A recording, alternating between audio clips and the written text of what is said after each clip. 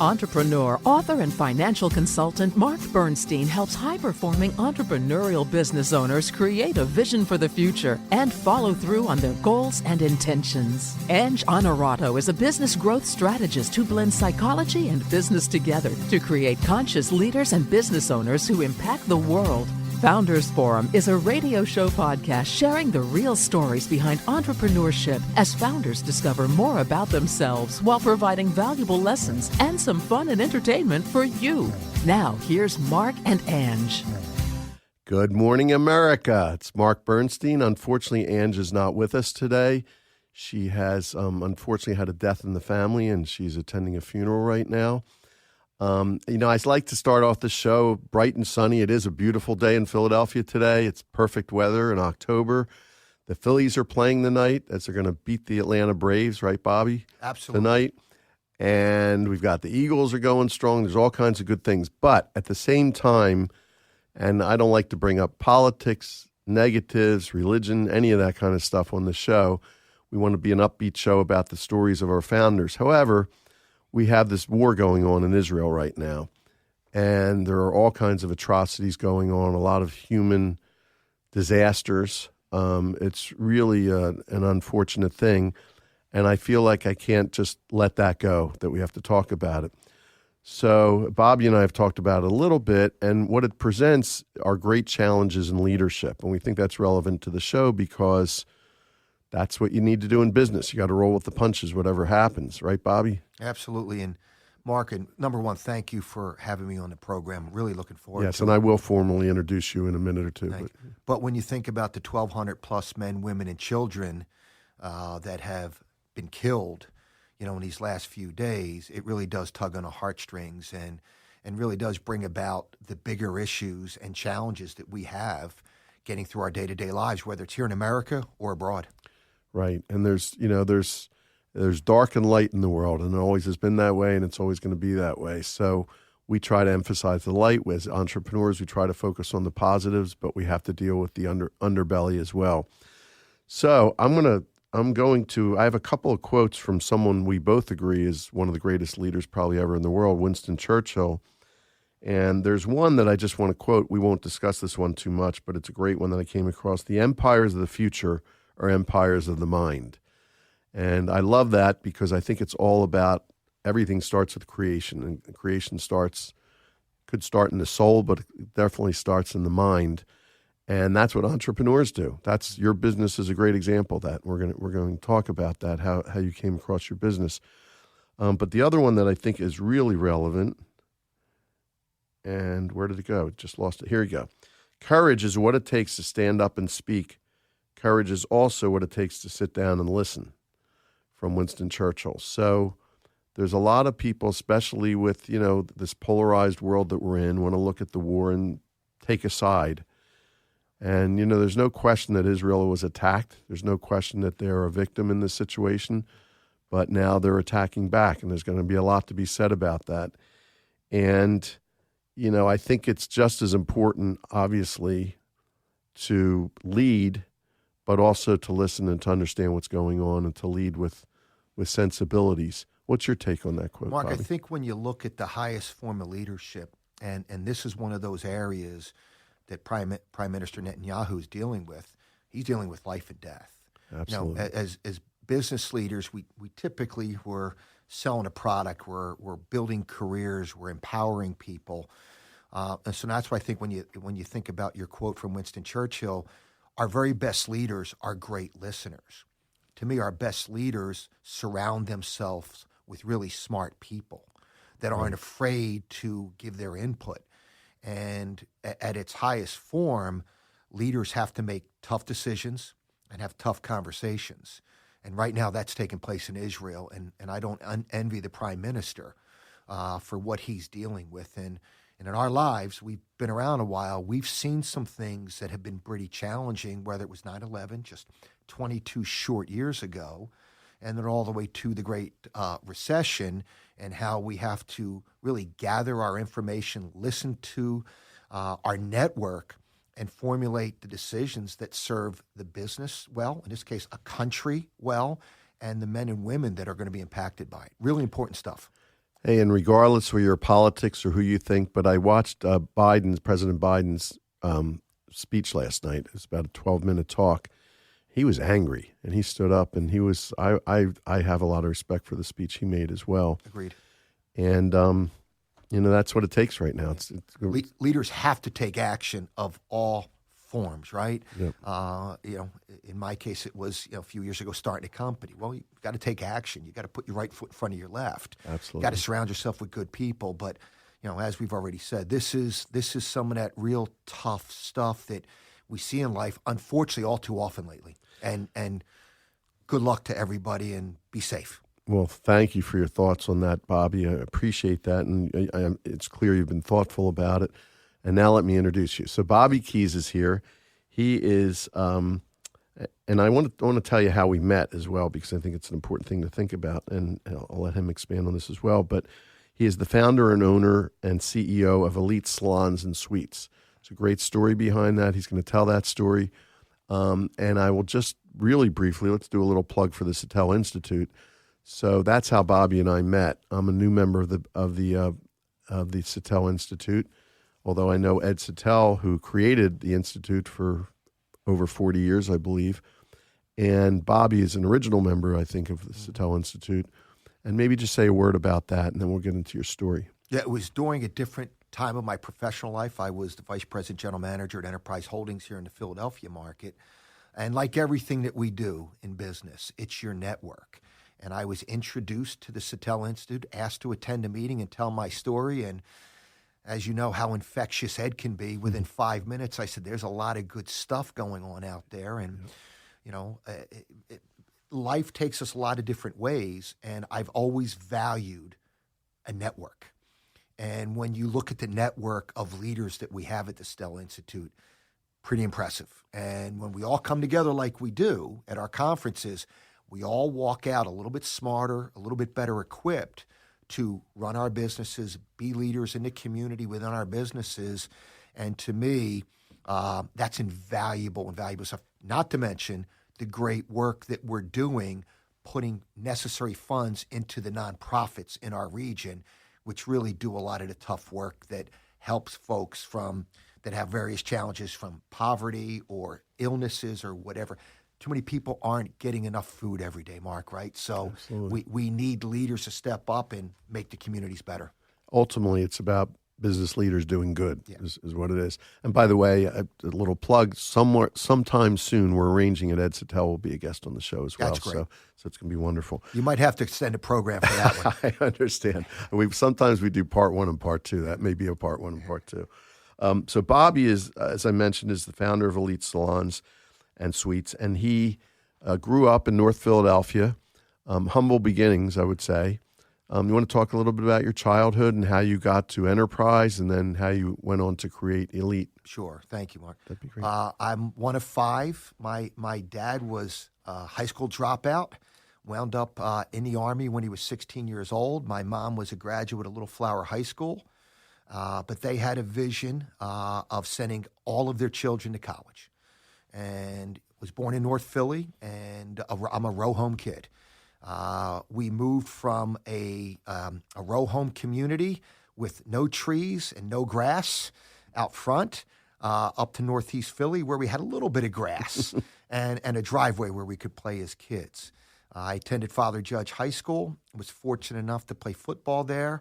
And because of that, opportunities came to me. I was recruited to play football in college, where I found Hofstra University through my coach, Mickey Kwiatkowski, who's still today one of my mentors in life and in business. And he will be officiating my youngest daughter's wedding. And 3 years ago, he officiated my older daughter's wedding. He was your coach at Father Judge or at Hofstra? At Hofstra. At Hofstra. Is that right? That's amazing. And I will just tell you, when you are you grow up blue collar. Fortunately, mom and dad did everything they could to do the very best for their 5 kids. That was their sacrifice was a great learning tool for me. And I've never forgot that to this day. Started working, I was 9 years old, so we were always busy just trying to help out.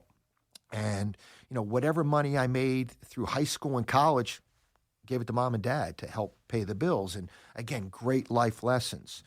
And because of my upbringing and ultimately because I was a decent football player, I had this chance to go off to college. And What position did you play? I was an offensive lineman. I was about really? 45 pounds ago. Wow.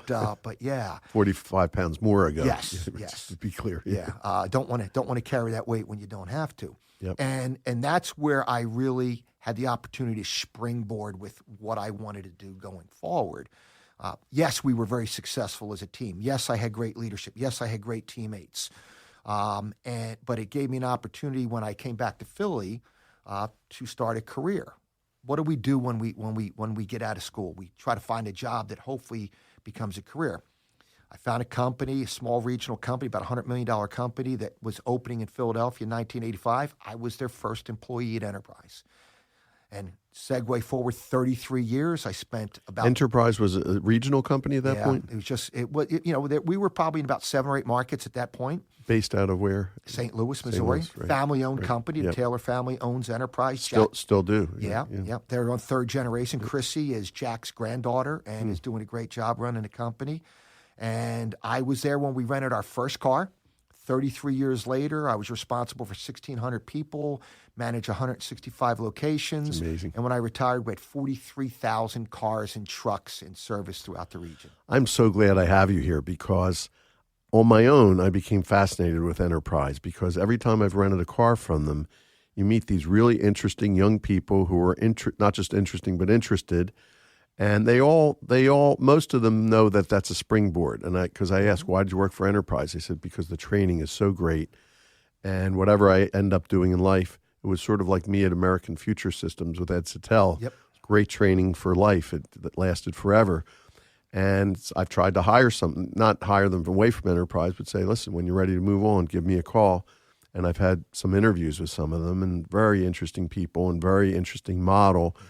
And it's such a direct contrast. I'm not supporting Enterprise, but renting from other rental companies and the people they have and the service, it's like night and day difference. Enterprise gets a lot of things right, but at the core, they hire very good people, but it's an entry-level position. Right. Exactly. And then Enterprise is a promote from within company. So that's what gave me the opportunity to say, hey, wait a minute. I know who my competition is. I don't have to worry about anybody from the outside, and could see the growth opportunities at a very young age. And because the company was young and developing, I accelerated through into management pretty quickly and actually spent about 24 years as an executive, a VP with the company. And with that came great responsibility. And when you opened the show, just want to share a very quick story. I was a young general manager up in Connecticut. I was up there for a couple of years leading the teams in the Hartford area and Western Mass. And I was there. My first year was 2001, 9/11 hits. I had a young man, Jason Smalley, who was a management trainee at the time, and we were headquartered at our airport, so our airport office was right next to me. And one of our leaders came in and said, Bobby, Jason's not good. So what's the matter? His mom was flying to San Francisco out of Boston that morning, and his dad was in a meeting in the South Tower in New York City. And fortunately, story's a good ending. Mom was not on the plane that hit the tower. Dad got out in time. Wow. So you want to talk about, being thrown into the fire, right? It wasn't nothing towards what President Bush and the cabinet was dealing with. But I had a young man that was distressed. And I just had to be there for him and do everything that I could to get my arms wrapped around him because he couldn't reach out to Mom. He couldn't reach out to Dad.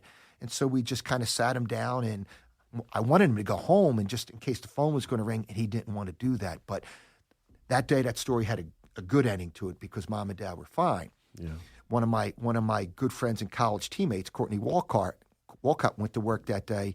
He didn't get out of the building. So times like this, which was happening in Israel, I think about Courtney and others that were impacted because families are being impacted by what's going on today. So there are so many parallels, and not to get back to that, but I know people that have their children live in Israel or their parents live in Israel.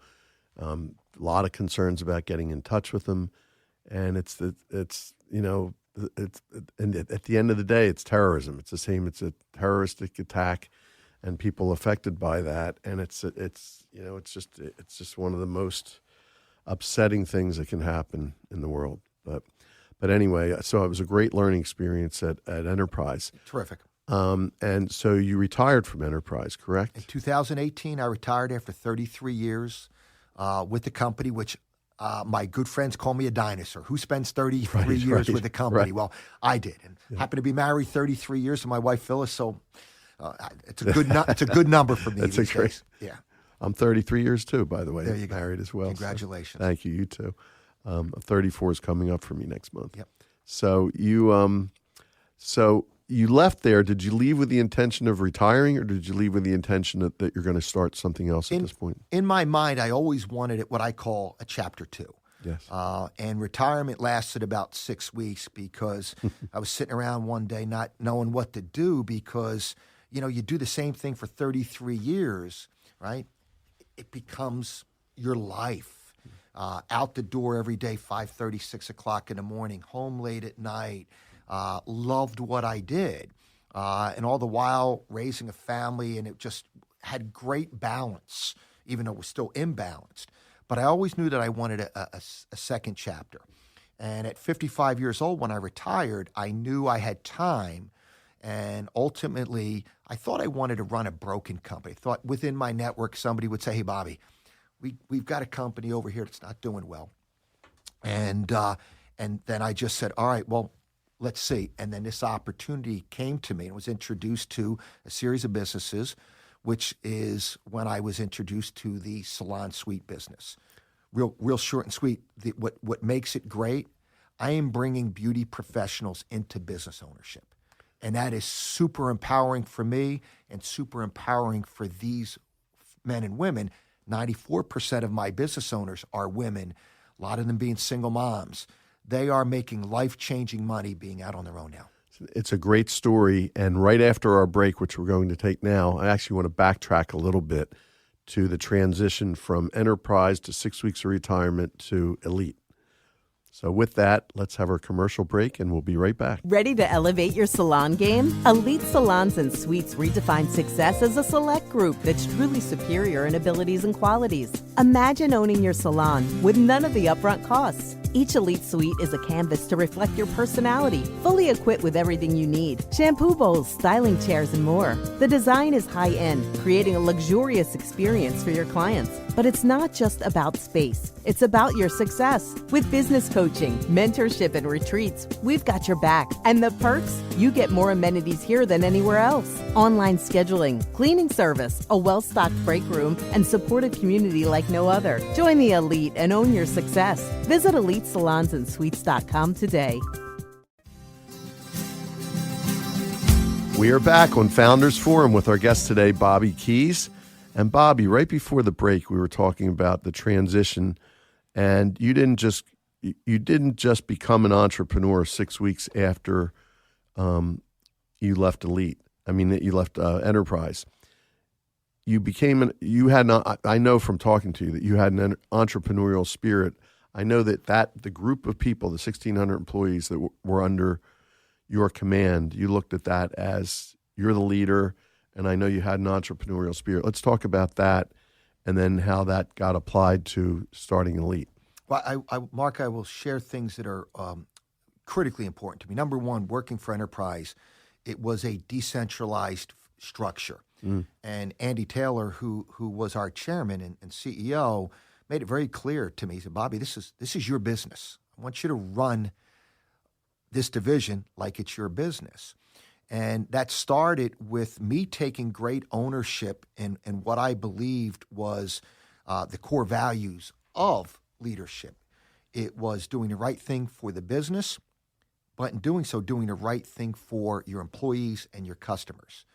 And I was able to take my vision, my view on doing business the right way, and we were fortunate. We were team leaders in all the core areas.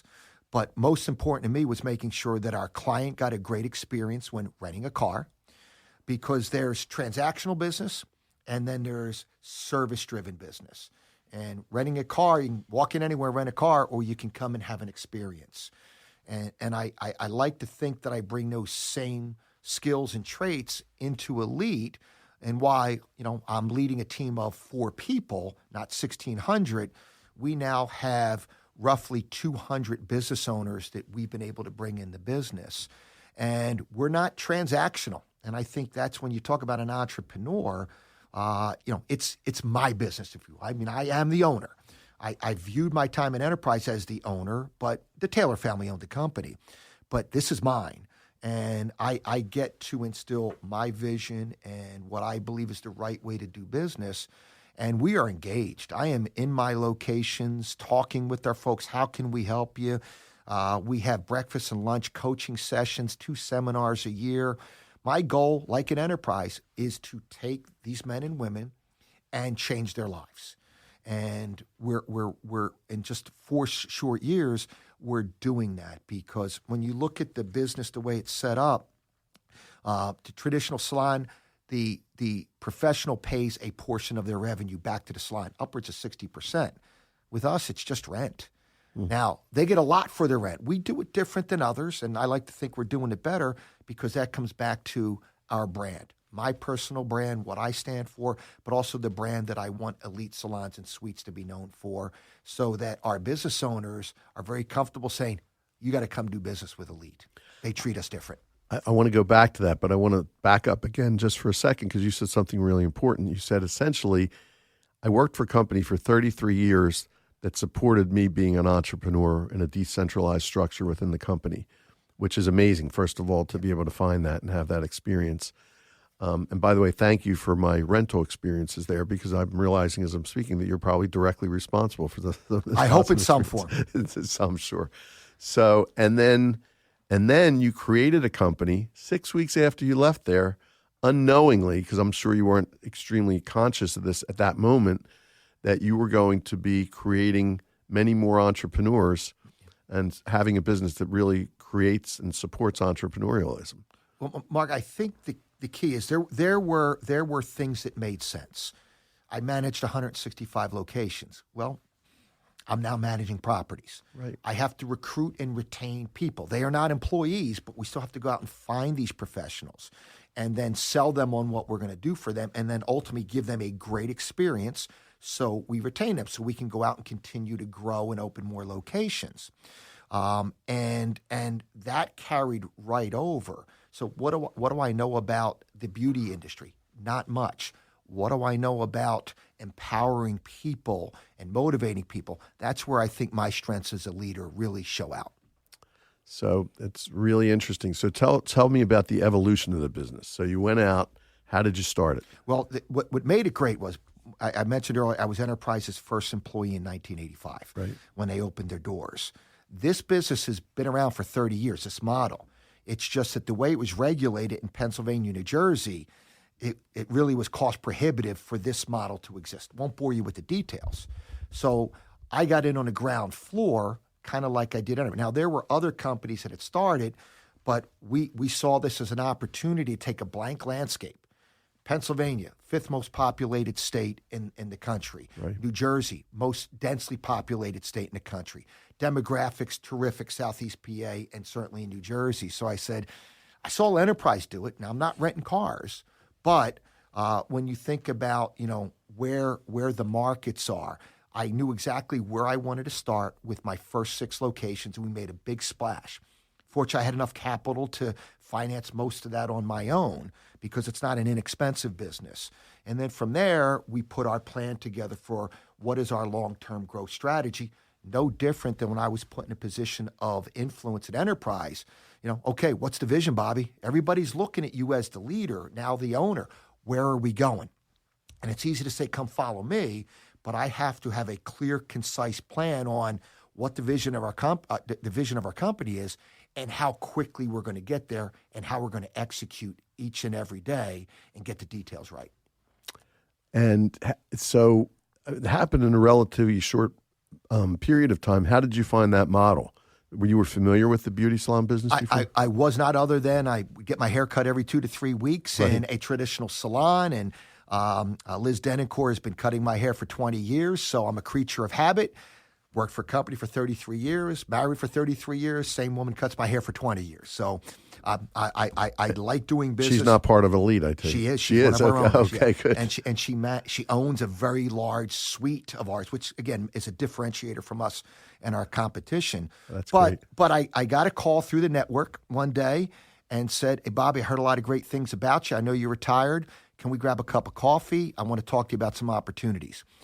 I don't drink coffee. I said, "I'm not doing anything," and that's where the introduction came. So I think your model is fascinating. I mean, and it really is a great model. I've been talking to my wife about it because she's a creature of beauty salons, of course, over the years as well. And I think it's amazing, and it really is. It's a great opportunity for, I think, mostly women, but men also that are in the business, to establish their own salons with a lot of, I've been all through your website without a lot of the headaches, and you even help them with their books and their taxes and their, structure, corporate structure and all that kind of thing, which is pretty amazing that you provide all of that. Believe it or not, we don't have that much time left. The show goes very quickly. Bobby, tell me about your future vision. I like to ask people, if this were October of 2026 and you're looking back on the last 3 years, what would have to happen in your business life, your personal life, financial life, if you want to mention that? I'm a financial planner, but without getting personal, but any of those things for you to feel like that was a successful 3-year period? Yeah, well, thank you for the question. It's pretty simple.